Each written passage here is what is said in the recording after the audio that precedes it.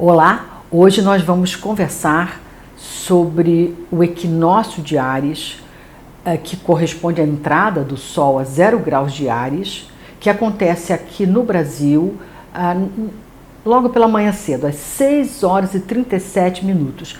Quando o Sol entra no signo de Áries, para nós astrólogos, a gente começa o ano. É o chamado o Ano Novo Astrológico, que se dá justamente no equinócio do outono, aqui no hemisfério sul, e corresponde ao equinócio da primavera no hemisfério norte.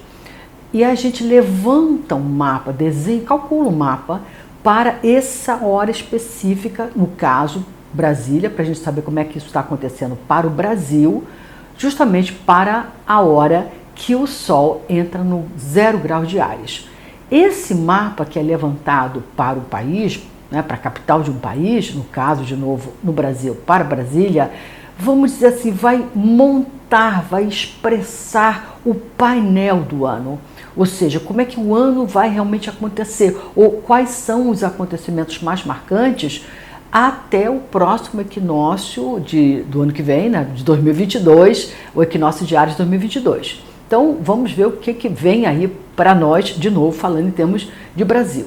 Esse mapa do equinócio levantado para Brasília, portanto, valendo para Brasil, para nós brasileiros, temos um Sol colocado em cima do ascendente, um Sol em Áries com um ascendente aqui em Áries, o que é sempre uma boa indicação. Uma indicação de que existe foco, clareza, condução, as coisas nos parecem mais claras, menos perdidas, menos desorientadas.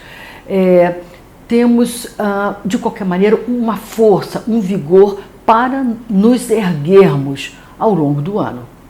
Isso vale para o povo, para nós, cada um de nós, para o país em geral.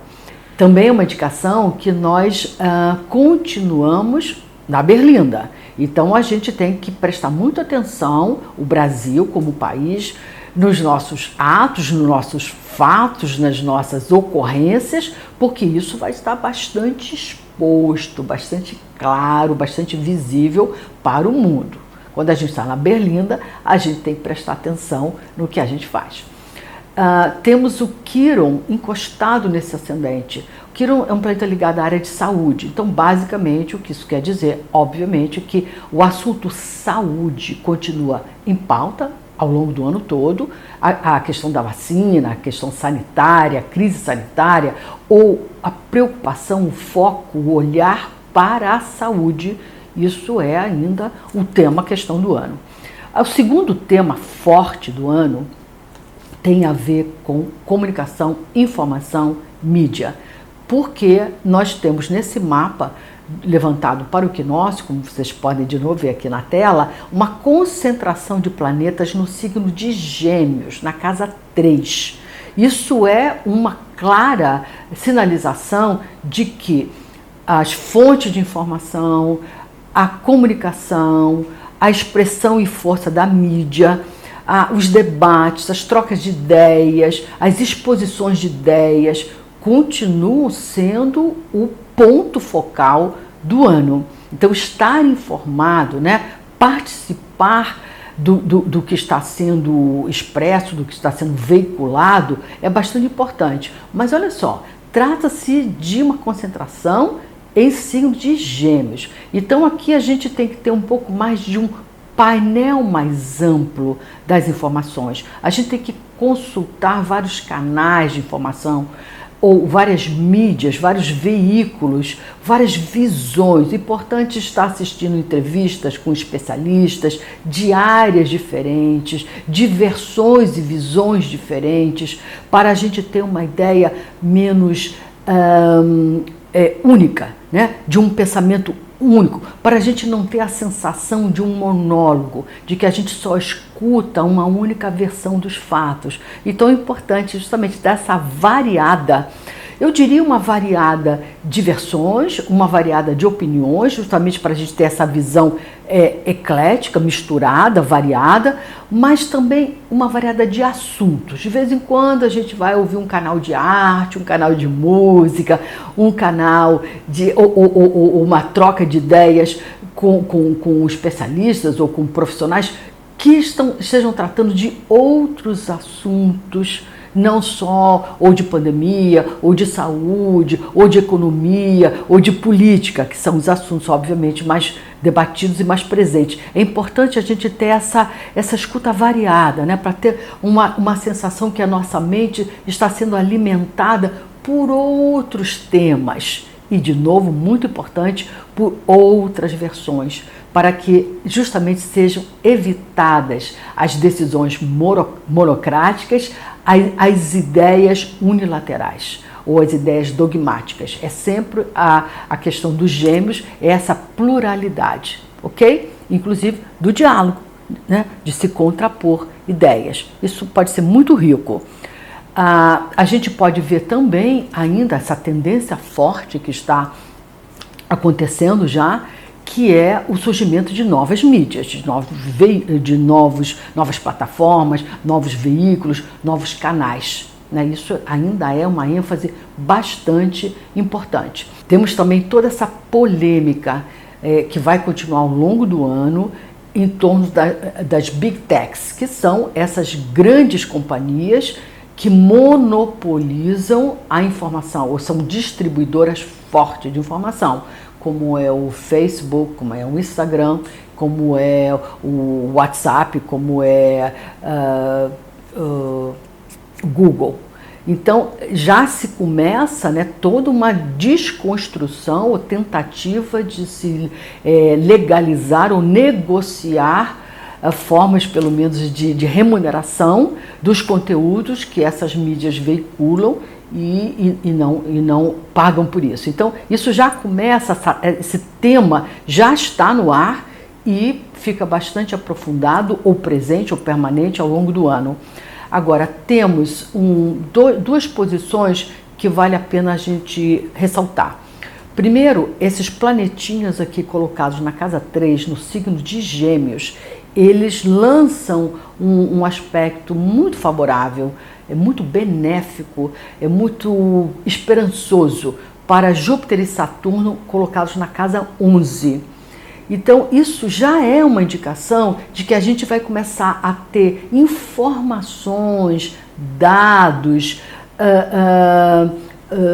opiniões, depoimentos, índices que apontam já para um futuro, para uma perspectiva, para frente mais positivo. Ou seja, tipo, tem saída, tipo, tem solução, já tem um certo número de pessoas vacinadas, né? de contingentes, de grupos vacinados. Então, a gente já começa a ter sinais de que temos dados suficientes, positivos, que apontam para a possibilidade de a gente poder começar a fazer planos, projetar, olhar para frente, ver uma perspectiva, ver horizontes. Agora nós temos 2 pontos, 2 configurações bem desafiadoras nesse mapa do equinócio. O primeiro é essa configuração, esse conjuntinho de planetas, esse grupinho de planetas no signo de Gêmeos, na casa 3, está lançando uma quadratura severa, forte, para Mercúrio na casa 12.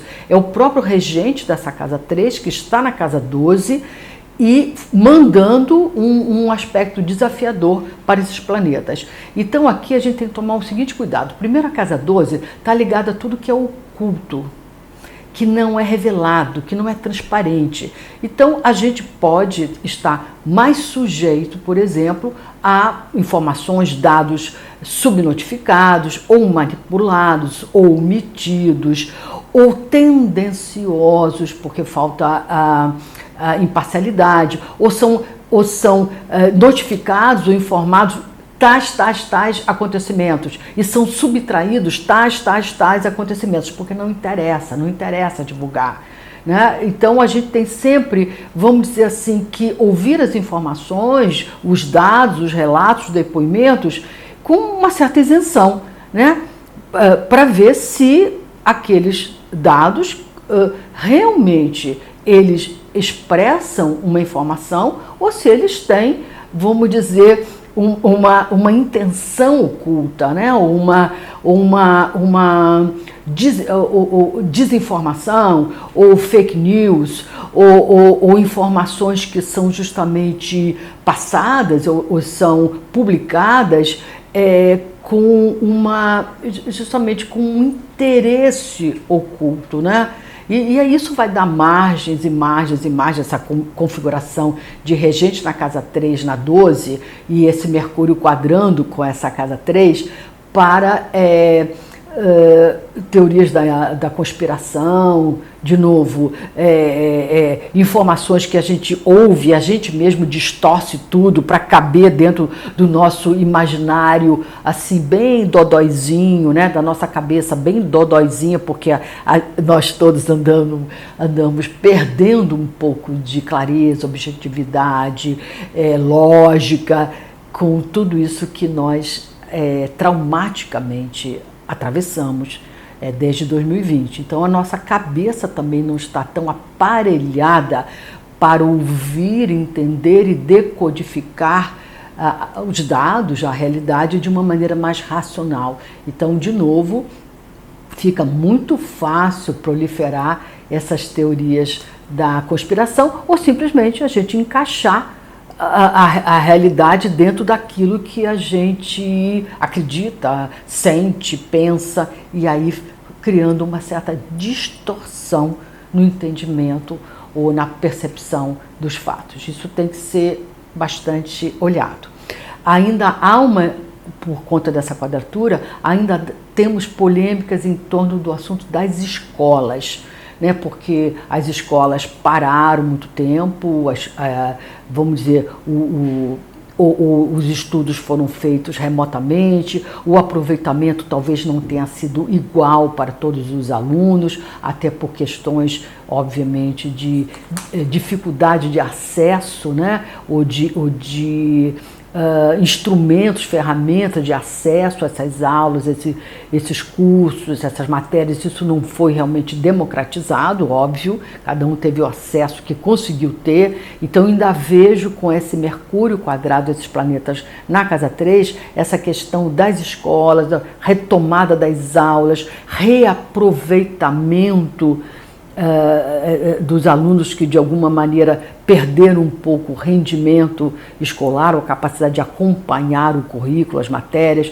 Isso ainda está sendo ajustado, ainda se tem discussões a esse respeito, né? Ainda estamos ensaiando novas pedagogias e novas didáticas. Tudo isso faz parte desse ciclo. E a questão também dos hospitais, da disponibilidade dos leitos, de repente, falta de médicos ou de pessoal especializado na área de saúde para atender a demanda de saúde, né?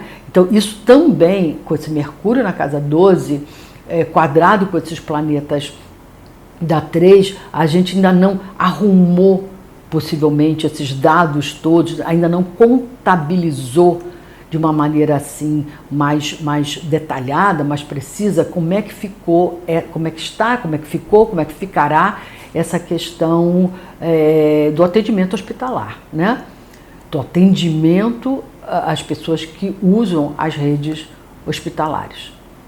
Temos um segundo aspecto bem desafiador, que é o Saturno quadrado Urano, essa quadratura que está aí nos importunando, está aí no céu nos importunando, nos afligindo, nos desafiando, só que nesse mapa do equinócio, essa posição cai na casa 2 e 11, Urano de casa 2 e Saturno de casa 11. A casa 2 está ligada à economia, às finanças, o desempenho da economia, os negócios, ao dinheiro, à grana de cada um de nós, do Brasil e de cada um de nós.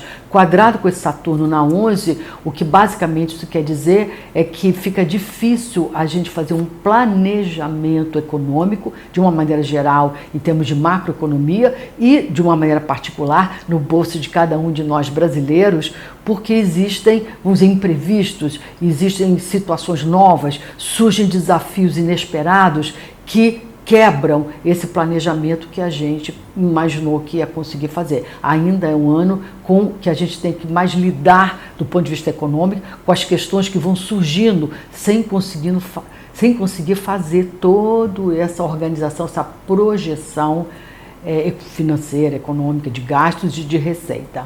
E, finalmente, trazendo esse mapa do equinócio para o mapa do Brasil, o mapa natal do Brasil, ou seja, fazendo uma transposição, né, desse mapa do equinócio sobre o mapa do Brasil, como vocês podem ver aqui na tela, esses planetinhas da casa 3 caem em cima, caem sobre a casa 4 do mapa do Brasil.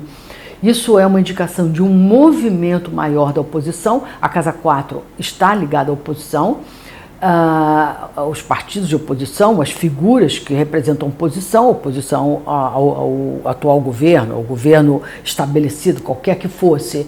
Então, há toda uma movimentação, né, uma presença, uma comunicação mais ativa da oposição, mas também a casa 4 é o povo, em contraponto ao governo, é o povo. Então, a gente também vai ver manifestações ou polêmicas ou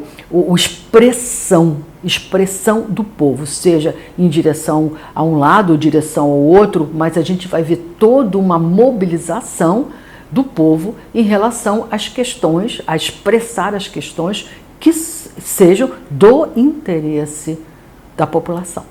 Finalmente, a gente está tendo aqui no mapa do Brasil o tal do retorno do Quirón. O Quirón, que está no céu, 8 graus e pouco de Áries, está sobreposto, caindo sobre o Quirón natal do mapa do Brasil, que está a 9 e pouco de Áries. Então, essa questão toda da saúde, né, ainda é uma questão realmente, no caso do Brasil, uma questão ainda presente, forte, que exigindo, vamos dizer, ações em relação a tratamentos, vacinas, medicação, curas, protocolos de saúde, ainda ao longo do ano.